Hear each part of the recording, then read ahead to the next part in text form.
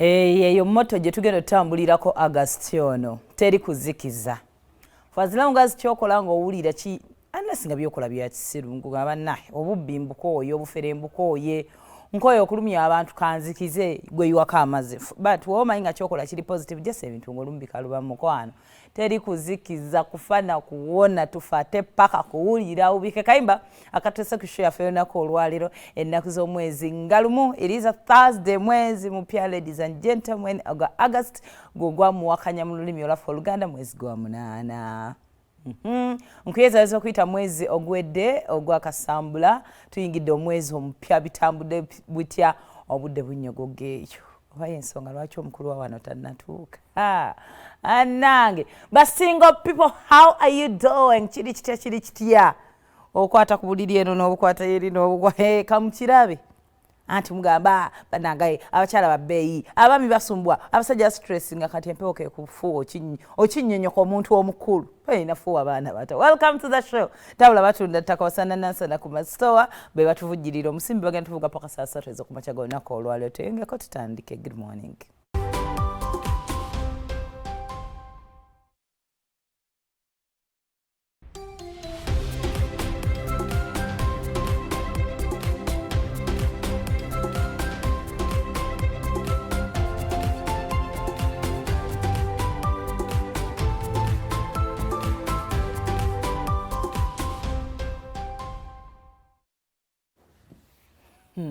Nziramu kwaniriza ku telefoni y'Obwakabaka bwa Buganda era nga nkubuuzaako nti good morning, welcome to the new month. Twagala birungi byerere, twagala vibes nga ziri waggulu, twagala positive energy. Gwe ng'owulira ng'olimu ebizibu ng'olimu ebinooma byo osooka n'owekkakkanyako n'obaako gy'ogendera gy'owonera ebizibu byo naddala ebizibu ng'ebyennugu waliwo bino ebizibu bye tutalinako nnyo control naye nga gwe just njagala positive energy tobadde guno omwezi teri kuzikiza laki ekindese byomale sijja ayi munaye tebali kubika ate obudde tebunnyogoga ngamba ng'omwezi egulikola ki gigutandika kammale naye omuntu omugamba kaŋŋende n'enkyenkuba esobola ottonya kati weetonnyera omwezi nandigambye nti kasa naawe jjojja nendaba nga atabiriiko ndi kitege so akati oyinza obota kitege kubanga banaye webuulirirako bye tuliiko oyinza okuba byokola ki ndowooza kati gwe n'obeera ebulaya mu winta awulira bulungi basinema tubaniriza mu mwezi omupya omwezi tuli mu gwa munaana kitegeeza nti nno twakati tubuzaayo emyezi 5 oba tumalako omwaka guno buli kimu kikyasoboka of course naye nga mwebale kubanga ate muyise mu gw'omusanvu ate tuyingidde mu guno guyinza okubaamuko ku nkuba guyinza okubaamuko ku nkuba so byonna mu planning naddala either ng'onnyuka oba ng'okeera mu Kampala state yaffe saagalako ogyerabire bw'olaba ng'etandise ng'olaba toyina ntambula bitabuka nga weetegula tuddamu okutegeeza bakama baffe abaatuyamba ne batuyiira ettaka mu binnya nga temwakola bikole nti muwuubayoko ku lubu lw'ebigere mu nkuba etwala ettaka lyaffe mu binnya byammwe okay kale kakati olunaku olw'eggulo gaabadde manzaali kwabadde kujaguza kwabadde masanyu nga Ssaabasajja Kabaka tusanyukira wamu naye okuba nga awezezza emyaka 31 bweddu ng'atudde ku Namulondo. Mukolo gwatandise we twaviiridde wano twavudde wano ndowooza nga twatandise okugenda ku church era program yali ya ssaawa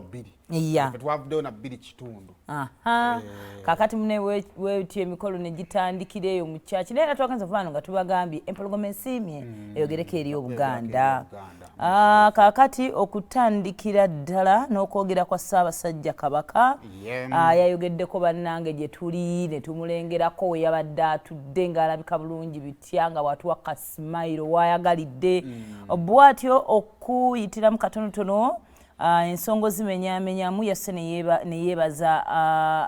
Olutikko Namirembe ne yeebaza omulabirizi Moses Banja be bali kuteekateeka naddala ey'okusaba addiini bonna n'abeebaza mwebale nnyo mwebalire ddala ensonga najja ng'atandika ozimenyamenya okuzikumenyeramenyeramu naawe yazogedde details ngenda zimenyamenyamu bumenyimenyi just okujjukiza yatukubiriza okwegatta obumu twekwate bwekwasi wamu tubeere bumu okubeera n'omulamwa gwa mulundi guno gwabadde obumu gemaanyi omulamu era gwabadde obumu gemaanyi gaffe kakati awo yegeredde ku butavoola ndowooza kati Ssaabasajja singa gaana okuvoola nosigala nguvoola gwoba weetaaga Yesu aye kati munnange yasikatanoza tugenda kukuba bukubi layini tugenda kukuba bukubi kati kuba Ssaabasajja aba ayogedde nosigala nguvoola gwe nga tumanya kato kyalina ku mulamwa katukube bukubi layini tumanye nti kakati waliwo abali saidi zeeri n'abali eno kubanga ffe tubadde tukintabuli kyekisinga okututawaanya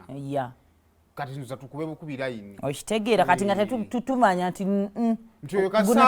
kasaaba nga tayambadde yero oyo taba waffe atawulira n'atukubiriza obutawubisibwa bannaye waliwo aboogera ku lwa Ssaabasajja abamanyikiddwa waliwo abagamba nti kino kirina kubeera bwekitire lwaki tuba tuwubisibwa ensonga endala obukulu bwa Katikkiro bwatyo n'abunnyonyola bwatyo n'agamba Kabaka talondebwa ate era yeerondera Katikkiro n'ensonga endala nga bwe yazogedde era taba namusigire kale oba awulidde okwogera ebigambo biyinza obutabikootinga nga buli mutwe nga bwe yabadde ne Kabaka alamula ne Katikkiro oyo gwe yeerondedde with a facial expression nga atunudde ne mu kamera banyabo oba ontegedde bulungi so twagala okubaza Ssaabasajja Kabaka tweyanzizza obubaka obwo first of all ngaffe abaana ba Buganda abamu era ne munaye mu bigambo bye waliwo abakoze ensobi mu butali bugenderere oba ontegera olw'omukwano n'okukola kino okufaayo kakati nze okuvannyuma lw'okuwuliriza okwo nze ngamba sigenda kudda mu kusonga ne ngamba nze kanzireyo ewange neefumiitirize nga nze where did I go wrong era nange nze kyendowooza nti kakati ffenna oluvannyuma lwe tubaddemu byonna buli omu ddayo kituufu weefumiitirize nga ggwe omuntu ogamba owaayi wano nno nange naye tuve mu kusonga kwono tugende ffenna twefumiitirize kubanga ffenna tusigala tuli baana ba Buganda bwendowooza okay kale bwe tutyo bwe twamaze omulabako Ssaabasajja n'ebigambo bye emitima abamu ne gitutebekera tugamba waayi empologoma erabika bulungi nnyo okuzzaayo mu ekyabadde ku lutikko e Namirembe omukolo gwetabiddwamu abantu bangi okuli Maama Nnaabagereka bannaalinnya ab'enjawulo okwabaddeko abalangira n'abambejja Katikkiro n'abantu abalala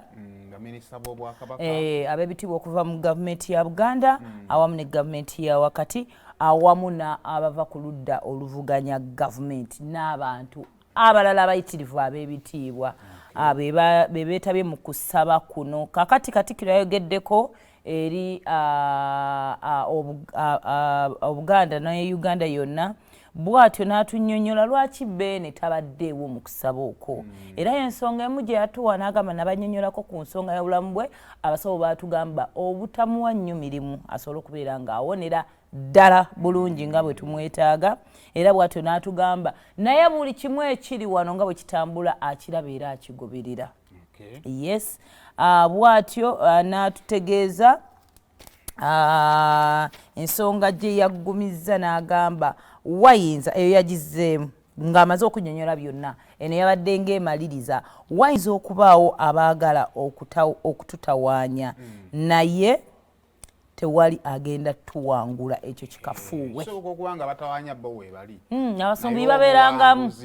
si buli mupiira gwa ttiimu enyigiriza yeewangula but also that is some big statement omuntu gyoyinza otambulirako nti byonna bikole naye togenda kunsigukira kawini ko tokalina omuntu tomuwa wiini so bwetyo omukolo gwatambudde n'ebirala nga ebyatambudde jjukira wano ffe tukuyitiramu buyitizi naye twagala okuyozaayoza ffenna omune tukyali mu celebrations paka ku mulundi gwa 32 so tuyozaayoza Ssaabasajja n'Obuganda okuba nga twatuse ku coronation y'omulundi gwa 31 kale eggulu ekyabadde mu Uganda yattu eno kwokwekalakasa kw'abasuubuzi abasuubuzi bagadde amadduuka lwakuba twadde emikolo eno nga gituuba naye abasuubuzi bagalidde ddala bitandikirako leero kakati tugenda beegattako leero manyi nange natandika edduuka mu kibuga otunda ki mwanatu manye bibiri tibaŋŋamba bikola kakati munnange it was business unusual twabadde omaitu abannayuganda bagenda bagamba bambi tugenda bamaana beekuba mutima bagalidde ddala amaduuka kyavudde mu soida nekidda mu solido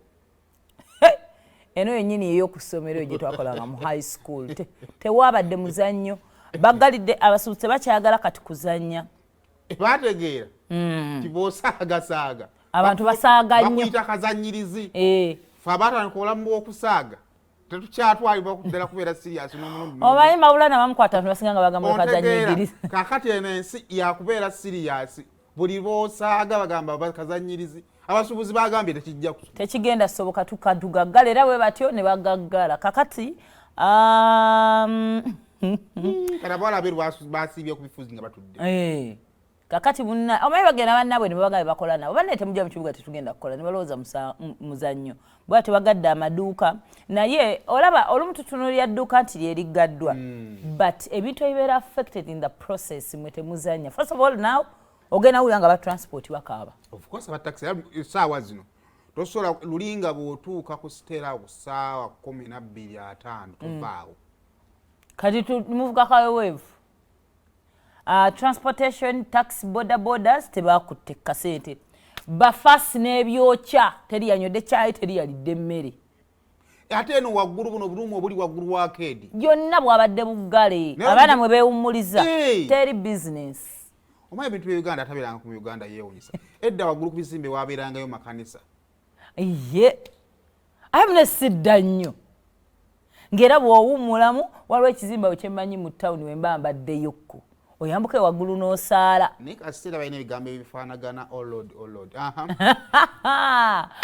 bano babyakulya buli omuntu nti obulamu bwe butambulira mu kibuga kasedduuka liggala bugettinga on pause so munnange abasuubuzi ensonga ze bagambye bagenda nno gaggala tebanaggalooza gaggula paka ng'omukulembeze afunye ekifo abagambe kati mujje banaye twogere wakita batwala mu State House banga mu State House waliyo omuyembe wali obutebe bwa yero batwalako ko n'omuntu omwe bamuleka mu butebe bwa yero wakita batwala tabaleka bamutwala meeting president esiga ku butebe bwa yero munnange nno we batyo abasuubuzi ensonga ze boogerako singa ziba tebamitize president wa ggwanga asobole oza addressinga kwekuli eya ifris kwekuli omusolo gwa vat kwekuli ba investors abachina bali mu business bwabwe obwekinaku bali omwo batudde bana n'omukyayira nno okumusanga nga atambuza amazzi tetuganye bakozi niba naye nedda kyokka yajjanga investor kuliko okubeera nga bayambibweko bakole factories bayingire manufacturing si kubagamba bugambi bwanamala bagenda yingira boda kubanga bagamba ebintu bye basuubula nabo okujja emitala w'amayanja tebiri ku mutindo ate tebimala babateekemuko ku sente zino zibateeka mu bainvestors batandika baagala nga bawa ba investors ate baba abaana ab'ewaka yes ne bagamba beetaagayo ne representative omubaka mu parliament balina minisita wa byabusuubuzi balina omubaka w'ebyobusuubuzi akatabaliiko baagala bawa amaduuka abasuubuzi nga tebaasoma mwebali nno kati emirimu gino okusoma engole gye kwatusala emagenda n'amadda kati buli mulimu tuguyingidde kakati munaaye bwe batyo ne bagamba nedda ne bagamba n'okugamba baagala ne interested ebateekebwa ku loans etajjaako naye batayagala basiraamu bokka kale kakati munnaye bwatyo state minister w'ekibuga Kampala kyofa togabye kabuye bwe yabagambidde mugulewo amaduuka mukole oba temuggulawo mugende ekyanda mukaka mutandika okulima temutubeera bubi nammwe abasuubiza maama fena tuyogera bulungi tuli ku buko mugende ekyannamukakaaya bateereddeyo ettaka kati kakisitegedde kati pulezidenti waba agenda kuddamu okusinkana abasuubuzi nemmere era balina okulya nga bwe baalya luli balina oliira dda ate munnange bo basibonga enjala ebaluwa kakati ebbaluwa gye twalabyeko eyateekeddwako omukono Lusoke Rutoma yasabye n'agamba abasuubuzi ensonga zabadde ssatu monitoring keenly the activities that business community ekigenda maaso era bw'atyo n'abasaba n'abagamba mwayogera in the light of a recent postponement of the meeting between traders and His Excellency the President, we have observed that some traders operating in the CBD of Kampala have opted to close their shops in protest, while others continue operating as usual. We encourage all traders to remain calm as they await the appropriate time for meeting the President. We wish to reassure traders to keep their business open. The Uganda Police nebigenderako abasigaddewo babasuubiza okukuuma bizinesi zaabwe naye n'abasaba mugende mukole nga akaseera President keyabasuubiza bwe katuuka yabadde time President bw'afuna ekifo yo time tannabagibawa naye olukifuna epapa nekubeera leero bwekibula era waali kifunye kiyinza obbula omukulembeze w'eggwanga n'omwaka ogujja yakyali President